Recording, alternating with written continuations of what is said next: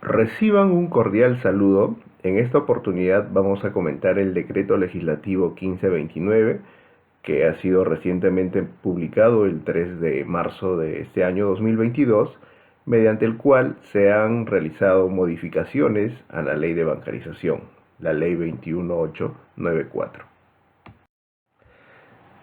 Como se recordará, el año pasado, el 2021, el Congreso, mediante ley 31380, delegó facultades al Poder Ejecutivo para que pueda legislar en materia tributaria, fiscal, financiera y con la finalidad de buscar la reactivación económica y contribuir con el cierre de las brechas sociales, ¿no? Es así que en base a tales facultades se ha dispuesto el presente decreto legislativo que ha modificado la ley de lucha contra la evasión y que busca la formalización de la economía. Esta norma, hay que recordarla, esta ley de bancarización, también ya había sufrido una modificación el 21 de febrero del 2018 a través de la ley 30730, donde se habían modificado algunos artículos, ¿no? Básicamente el artículo 3 que establecía ciertos supuestos para utilizar los medios de pago. Entonces, con este decreto legislativo que estamos comentando, se están modificando el artículo 3 referido a los supuestos por los cuales se utilizarán los medios de pago. El artículo 3A, básicamente se hace el cambio del título, ya lo vamos a mencionar. El artículo 4, que habla sobre el monto a partir del cual debe realizarse o debe utilizarse estos medios de pago, y se establece una segunda y tercera disposición complementaria final referidos al pago de remuneraciones y al pago por operaciones con no domiciliados.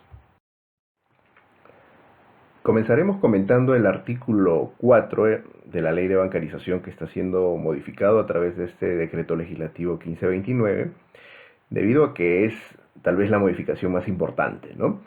El artículo 4 señala el monto a partir del cual debe utilizarse medios de pago, a partir del cual debe bancarizarse. Con la norma anterior se señalaba que debe bancarizarse por operaciones que impliquen 3.500 soles, desde 3.500 soles a más, o su equivalente en dólares, que sería de $1.000 a más, ¿no? Era la norma anterior. Entonces, con esta modificación, lo que se está señalando es que el monto a partir del cual se debe utilizar medios de pago es por operaciones que impliquen un valor de 2.000 soles a más o 500 dólares americanos a más. Entonces, esta es la más importante modificación de este decreto legislativo.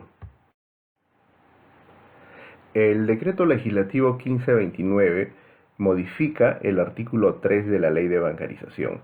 Este artículo 3 tiene varios párrafos, tiene 6 párrafos, así que vamos a ir desarrollando en orden.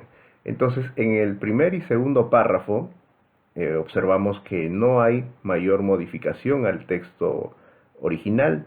Se señala en el primer párrafo que cuál es el monto a partir del cual debe efectuarse la bancarización, ¿no? Eso está regulado en el artículo 4. Y también se señala cuál es la forma, ¿no? Qué medios de pago tienen que utilizarse, y eso está regulado en el artículo 5. Además nos señala que cuando se trate de mutuos dinerarios, préstamos de dinero, ¿no? Sea cual fuere el monto, tiene que bancarizarse. Es decir, desde un sol hasta cualquier monto. Como ya hemos señalado, si bien el artículo 4 establece la regla general a partir de qué monto debe bancarizarse, ¿no? Que ya hemos señalado que es ahora a partir de 2.000 soles o 500 dólares, sin embargo, este tercer párrafo del artículo 3 regula una situación especial para 3 supuestos, ¿no? El primer supuesto es cuando se realice la constitución o transferencia de derechos reales sobre bienes inmuebles, de repente derechos de usufructo, derechos de servidumbre, superficie, ¿no? El otro supuesto es cuando se produzca la transferencia de propiedad o constitución de derechos reales sobre vehículos nuevos, usados, ya sean de uso aéreo, marítimo o terrestre.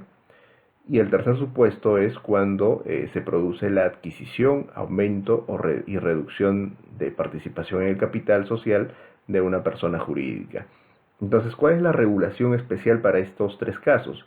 ¿No? Se señala que, anteriormente se señalaba que si la operación implicaba un monto igual o mayor a 3 UITs, para su validez tenía que bancarizarse y debía considerarse en el documento público que lo contenga, y en caso no se presente o no se presentaba el medio de pago, pues podía referirse inclusive a la UIF.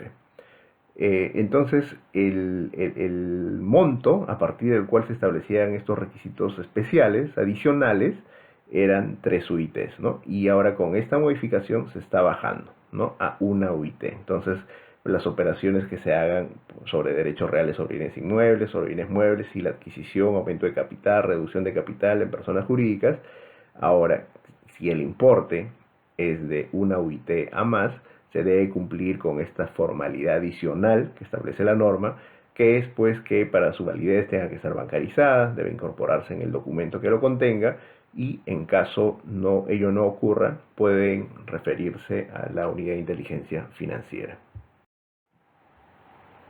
El quinto párrafo del artículo 3 que estamos comentando de esta ley de bancarización eh, también ha sufrido una modificación, ¿no? La norma original, la anterior, señalaba los contribuyentes que realicen operaciones de comercio exterior. Hablaba de manera específica de operaciones de comercio exterior. El texto actual es más amplio. Señala el pago de obligaciones, ¿no? De cualquier tipo de obligaciones, a personas naturales o jurídicas no domiciliadas, ¿no? En las cuales debe efectuarse la bancarización, se puede realizar a través de dos formas, ¿no? A través de los sistemas bancarios usuales peruanos o a través de entidades financieras o bancarias no domiciliadas. Este quinto párrafo debe leerse de manera conjunta con la tercera disposición complementaria final, que señala que si se trata de operaciones a través de entidades bancarias no domiciliadas, pues estas entidades bancarias no domiciliadas no pueden formar parte no pueden domiciliar, mejor dicho, en lugares que se consideren de baja imposición tributaria, ¿no? Es decir, que no sean paraísos fiscales. Respecto al artículo 3A que se está modificando, básicamente se modifica el epígrafe.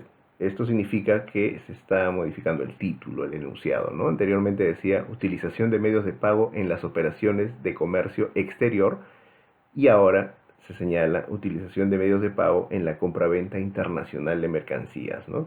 Mercancía es el término usual justamente para el comercio exterior.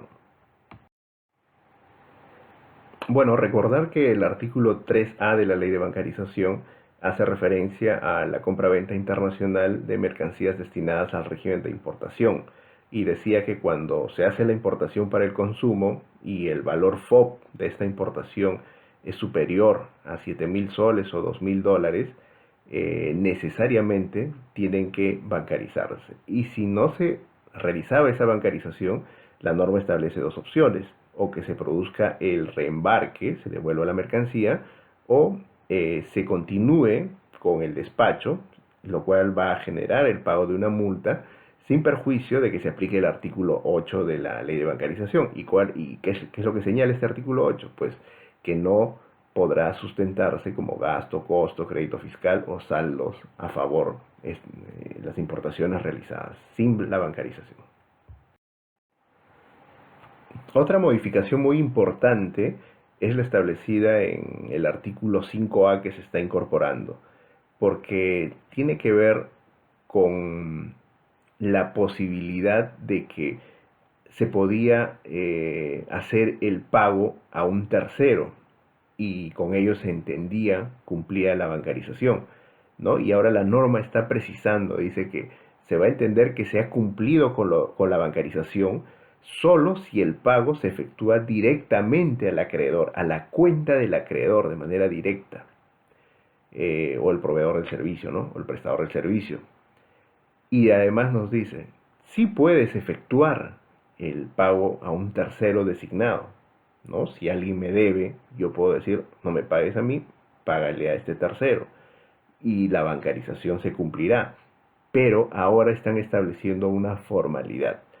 Si se va a hacer el pago a un tercero, necesariamente eh, tiene que comunicarse de manera previa a efectuarse el pago, tiene que comunicarse a la SUNAT. Esa comunicación tiene que cumplir con ciertas formas y condiciones que se van a establecer a través de una resolución de superintendencia, que actualmente todavía no lo han emitido, pero que seguramente se va a emitir próximamente. Pero mientras no la emitan, la norma dice que tiene que comunicarse a SUNAT a través de la mesa de partes virtual. Entonces, si el pago se va a hacer a través de un tercero designado, necesariamente, y antes de que se efectúe el pago, tiene que comunicarse a la SUNAT. Actualmente vía mesa de partes y luego, ya cuando salga la resolución de superintendencia, seguramente se establecerá la formalidad respectiva. Respecto al pago de las remuneraciones y los beneficios sociales de los trabajadores, la segunda disposición complementaria final eh, hace referencia, ¿no?, al decreto legislativo 1499 que se emitió, que fueron unas normas que se emitieron a consecuencia del COVID, que señalaban que el pago de estas remuneraciones y beneficios sociales necesariamente tienen que hacerse a través del sistema financiero, es decir, tenían que ser bancarizados. Sin embargo, esta norma aún no ha sido reglamentada, ¿no? Y es lo que nos establece esta segunda disposición complementaria, ¿no?, que mantiene todavía pendiente su vigencia hasta que se produzca esta reglamentación. La tercera disposición complementaria final, ya la habíamos mencionado, habla de que en ningún caso se considera cumplida la obligación de bancarizar cuando se canalicen a través de entidades financieras o bancarias residentes en países o territorios considerados paraísos fiscales. Respecto a la entrada en vigencia de la norma, este decreto legislativo ha establecido tres momentos. Entrará en vigencia a partir del 1 de abril de 2022 el nuevo monto a partir del cual tiene que bancarizarse, ¿no? Es decir, a partir de 2.000 soles o 500 dólares. Otro concepto que entra en vigencia es el hecho de que tiene que comunicarse a la SUNAT cuando se haga el pago a través de un tercero designado, ¿no? La comunicación previa a través de mesa de partes virtual, y luego ya cuando se emita la resolución de superintendencia, pues se hará de acuerdo a las formas y condiciones que establezca. Y otro punto que también entrará en vigencia ahora en abril tiene que ver con esta exigencia de obligaciones complementarias, ¿no?, para esos tres casos cuando se trata de operaciones que generan derechos reales sobre bienes inmuebles, sobre bienes muebles, o cuando se trata de aumentos de capital o reducción de capital sobre personas jurídicas, ¿no?, donde se señalaba pues la obligatoriedad de que deban constar el acto de la bancarización en el documento que lo contiene, y de lo contrario podríamos vernos inmersos en que seamos declarados ante la UIF como una actividad sospechosa, ¿no?, un reporte de una operación sospechosa. Bueno, estas tres operaciones entran en vigencia el 1 de abril del 2022. Luego, las operaciones respecto al pago de remuneraciones que se habían regulado vía decreto legislativo 1499, como indicamos, aún no han sido reglamentadas. Por eso señala que en la oportunidad que se reglamente, pues al día siguiente entrará en vigencia respecto al pago de remuneraciones. Y respecto a las entidades bancarias que están domiciliadas en paraísos fiscales, la norma ha señalado que estos pagos a través de esas entidades pues no van a sustentar la bancarización, ¿no? Pero esa prohibición todavía surte efecto a partir del 1 de enero del 2023. Entonces los pagos que sean a través de estas entidades bancarias domiciliadas en paraísos fiscales en el 2022 aún serán válidas. Muchas gracias por su atención y será hasta una próxima oportunidad.